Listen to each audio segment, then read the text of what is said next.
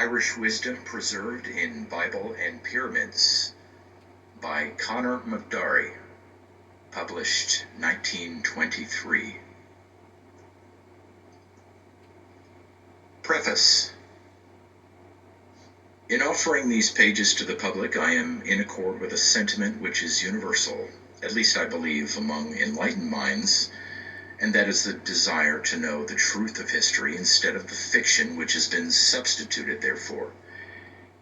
In these pages I have drawn aside the veil with which true history has been hidden, besides disclosing what agencies perpetrated this great deception and their reasons for so doing. Thereby I enable the reader to obtain a clear perspective of the past. The muse of history has had no official chronicler to record the events of mankind and preserve them intact for the inspection of posterity. Instead, the field has been preempted and exploited by powerful and selfish interests who have falsified history to an outrageous extent.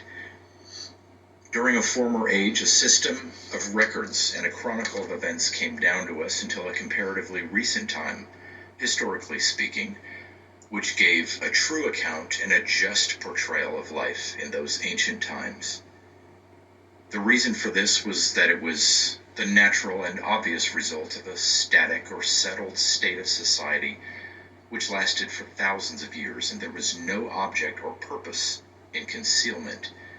During those ages, the intellectual powers had full play, and the individual man reached a higher plane, poetically, philosophically, and spiritually, than at other periods in the world's history. This may be rightly called the Celtic cultural age. To this age we look back as the source from which we obtained the great gifts which we of today esteem as of the most priceless value to mankind. The causes inherent in man and society which brought about a change from this ancient social state, resulting in the suppression of the history of those times and substitution, therefore, of a massive fiction, are told the first time in these pages. I might easily have enlarged this little volume. In fact, it was with difficulty that I was enabled to keep it within its present compressed form.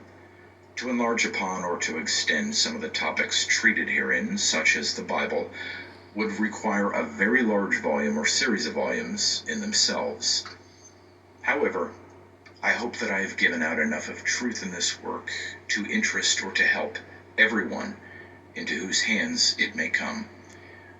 Believing this to be so, I send it forth to go from man to man like a messenger to deliver its message of light and truth.